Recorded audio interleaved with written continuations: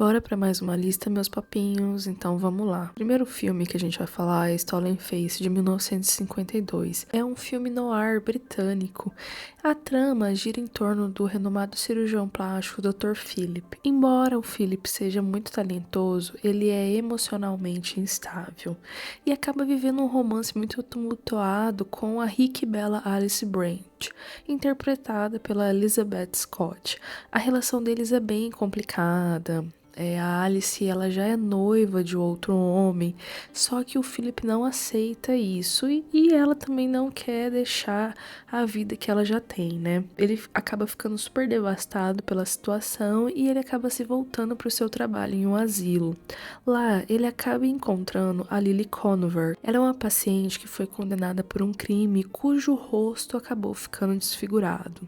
Então, num ato de desespero e até mesmo numa tentativa de brincar de Deus, o Philip transforma ela na cópia da Alice. Sim, gente, ele fez a réplica exata do rosto dela. E para sua surpresa, né, o Heather esqueceu que não é só o rosto que pode ser igual, né? Precisa ter a personalidade. E a Lily permanece com a mesma personalidade de criminosa que ela tinha antes da cirurgia. Só que agora o Heather vai precisar lidar com todas essas consequências terríveis que ele mesmo trouxe para ele, né, gente?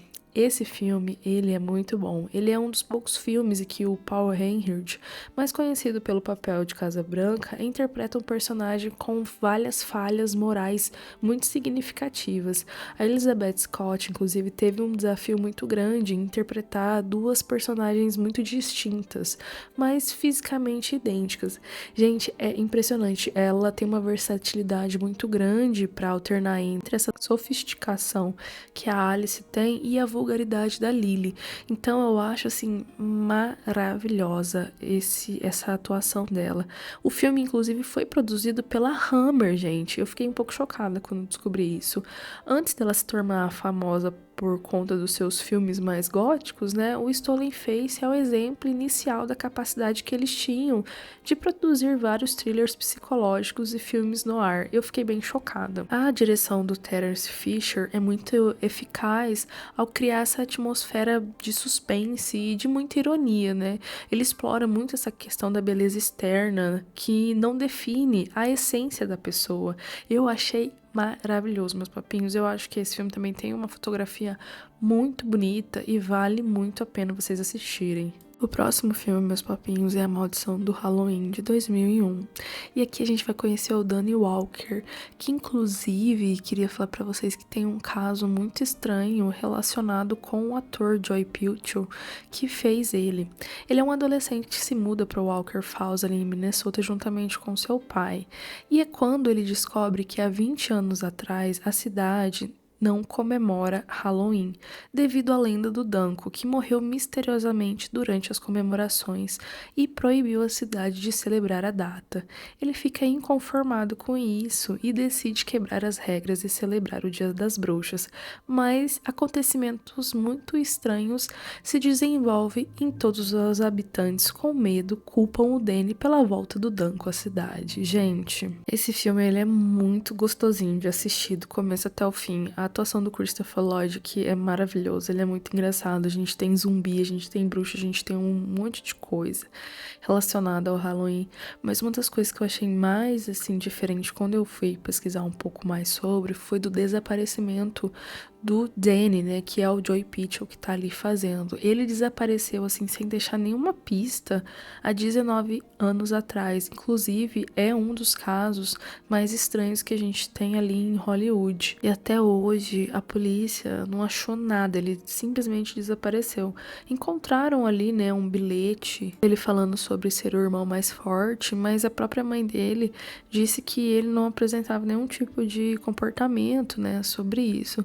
Foi uma das coisas que eu achei super estranho, eu queria trazer aqui pra vocês. O próximo filme foi um filme que eu descobri sem querer, que eu fiquei apaixonada, que é As Sete Caras do Dr. Lau, de 1964.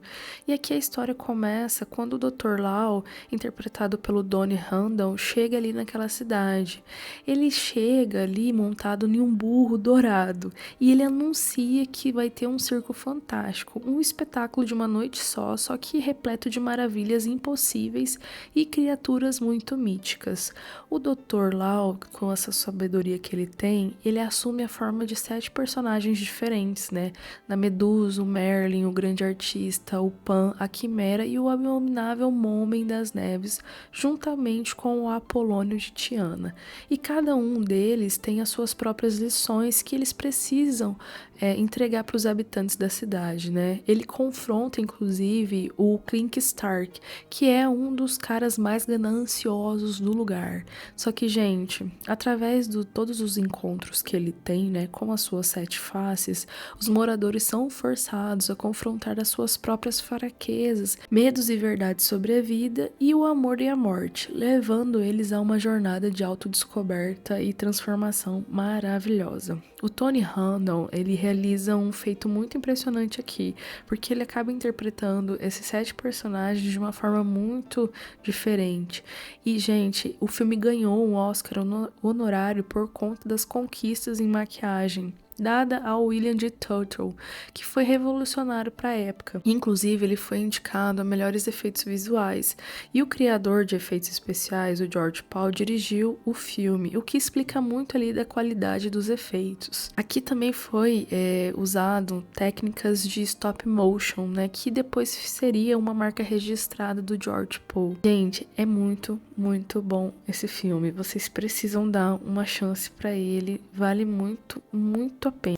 Ele é um filme de fábula que acaba ressoando com a gente até hoje, né? Nossa, é muito bom. Vocês não vão se arrepender de assistir. O próximo é o Caldeirão Mágico de 1985. A história acaba se passando nessa terra de Prydan, onde esse jovem tratador de porcos, que é o Taran, sonha em se tornar um grande herói e ele acaba sendo encarregado de proteger a Tenten, uma porquinha que tem habilidades ali, né, oraculares. No entanto, o Rei de Chifres, que é um vilão super esquelético e ameaçador, sequestra Tenten porque ele precisa dos poderes dela para localizar o caldeirão mágico. Até porque esse caldeirão tem o poder de criar um exército de mortos-vivos. O Taran, juntamente com a princesa, com o bardo e com o Gurg, eles embarcam nessa perigosa jornada para resgatar Tenten. Gente, esse filme, ele é maravilhoso do começo até o fim. Ele se foi o primeiro filme da Disney a utilizar a computação gráfica para alguns elementos ali, como os barcos dos mortos, as névoas. Gente, é maravilhoso. Ele não é tão conhecido porque ele não chegou num patamar alto, né? O filme foi uma produção mais cara da Disney até então, com um orçamento de 25 milhões de dólares. Por ter sido esse fracasso de bilheteria e de crítica, ele levou o estúdio à falência, né? O que resultou nessa reestruturação super significativa e depois o renascimento da Disney nos anos 90. A produção foi bastante conturbada, com muitas brigas internas no estúdio, inclusive. Teve muitos atrasos, cortes ali de 12 minutos de cenas, consideradas muito sombrias pelo então chefe do estúdio, né? O Jeffrey Katzenberg, que acreditava que o filme era muito assustador para as crianças. Ai, olha, gente, pelo amor de Deus. A voz do Rei de Chifres é do John Hurt, que deu assim uma performance assustadora e muito memorável. Tanto no dublado como no legendado, gente, esse filme tem uma dublagem maravilhosa. Embora ele tenha sido esse fracasso comercial, ele acabou se tornando um clássico cult. O próximo filme é Mary Max, uma amizade diferente. Gente, esse filme, ele é lindo, vou falar já pra vocês. Ele é uma animação em stop motion com uma comédia bem dramática ali por trás, sabe? A história ela é narrada em primeira pessoa e ela acaba se desenrolando durante 20 anos. A gente acompanha essa troca de correspondência entre essas duas almas ali solitárias que têm lados muito opostos. Primeiro é a Mary, que é uma garotinha de 8 anos, que vive ali numa família muito complicada, né? Os pais dela são bem excêntricos, são pouco atenciosos e ela se sente muito diferente ali. na vida dela, né?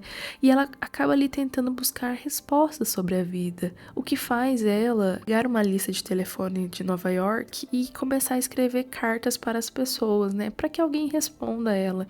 E ela acaba escolhendo aleatoriamente o Max. O Max é um homem ali que vive em Nova York, recluso socialmente e muito desajeitado. E ele tem o diagnóstico do síndrome de Asperger, que embora o termo não fosse muito conhecido quando ele era criança, ele acaba vivendo essa rotina muito rígida, né, lidando com a ansiedade, com as compulsões. E para surpresa dele, ele recebe a carta da Mary e no começo ele fica muito nervoso, só que aí depois ele começa a ter essa correspondência, né, com ela que dura décadas. É, eu acho esse filme muito bonito, gente. É uma produção independente, né? E ela é muito notável pela essa animação stop motion que ela tem. Ela tem esse estilo mais sépio, né? De preto e branco.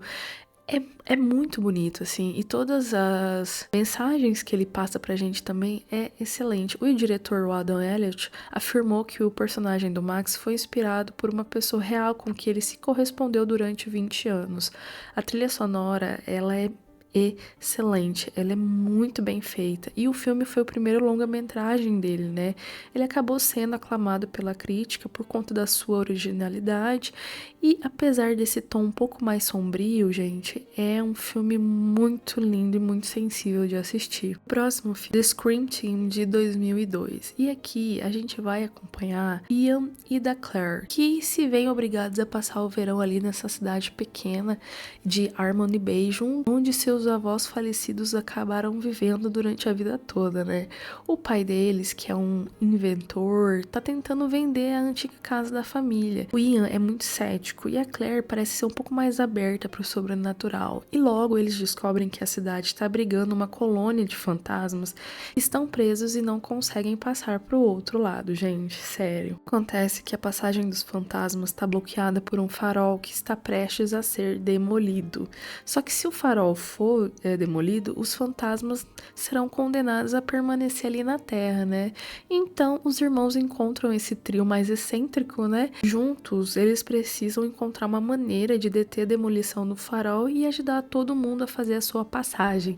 Gente, esse filme é aquele filme que a gente assistia no cinema em casa, que a gente corria da escola para assistir, sabe? Apesar dele ser um filme da Disney, ele tem um tom um pouco mais sombrio e mais maduro, né? O que é usual deles. O filme foi filmado no Canadá e os efeitos práticos são excelentes, gente, vale muito a pena.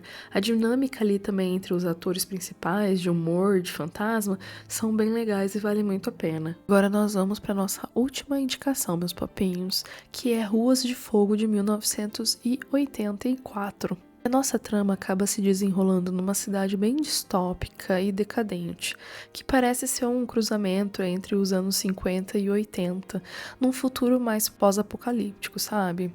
A estrela do rock, a Ellen Ann, interpretada pela Diane Lane, é sequestrada durante um show por uma gangue de motoqueiros liderado pelo carismático e violento Heaven Shadwock, que é interpretado pelo William Dafoe. Gente, eu fiquei um pouco chocada quando eu vi o William Dafoe aqui. E ele era muito bonito, assim, quando ele era mais jovem, fiquei bem impressionada.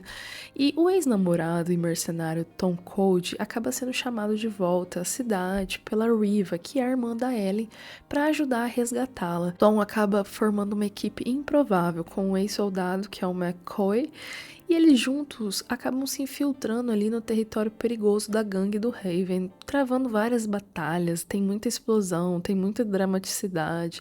E o filme acaba em um confronto final entre o Tom e o Cold.